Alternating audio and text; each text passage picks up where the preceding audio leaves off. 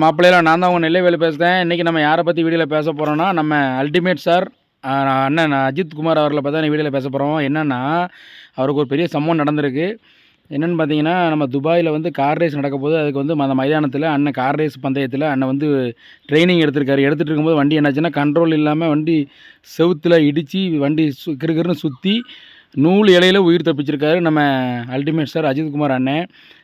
கடவுளே அஜித்தே கடவுள் அஜித்னு சொல்லுவோம். அப்படிப்பட்ட ஒரு மனிதர், நல்ல மனிதர். நிறைய பேருக்கு உதவி செஞ்சுட்டு இருக்காரு வெளியே தெரியாமல். ஏன்னா அவருக்கு பப்ளிசிட்டி மேலே பிடிக்காத நண்பர்களே. முதல்ல ரசிகன் மன்றத்தை கலைச்ச ஒரே நடிகர் பார்த்திங்கன்னா நம்ம அஜித் அண்ணன் மட்டும்தான்.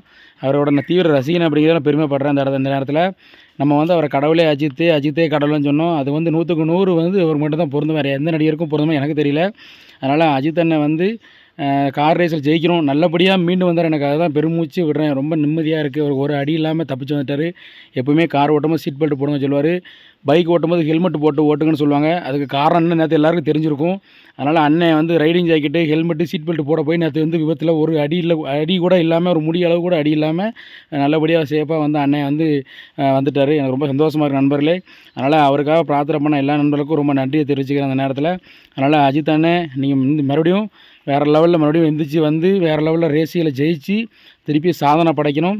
அதேமாதிரி சிலவங்க சேர்க்குறீங்க, அஜித் அண்ணன் ஓட்டுற வண்டியெலாம் எப்போவுமே ஆக்சிடென்ட் ஆகுது, படத்துலையும் சரி, கார்லேயும் சரி, பைக்கும் சரி ஆக்சிடென்ட் ஆகுது எதுக்குன்னு கேட்குறீங்க.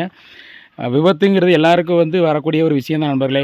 பைக்கில் போகிறோம், திடீர்னு நாய் உள்ளே வந்துடுது, கல் சிலிப்பாகி வெட்டி கீழே விழுந்துடும். அதே மாதிரி தான் கார் பயிற்சி அப்படிங்கும்போது, அதுவும் நம்ம 200, 150, 300 கிலோமீட்டர் ஸ்பீடில் போகும்போது, அந்த விளையாட்டு மைதானத்தில் போகும்போது திடீர்னு இப்போ ஒரு பைக் இருந்த வண்டி எதனால் ஆச்சுன்னா, அந்த வண்டியோட ஸ்டேரிங் வந்து கண்ட்ரோல் வருது. ஸ்டேரிங் வந்து லாக் ஆகிருச்சான்.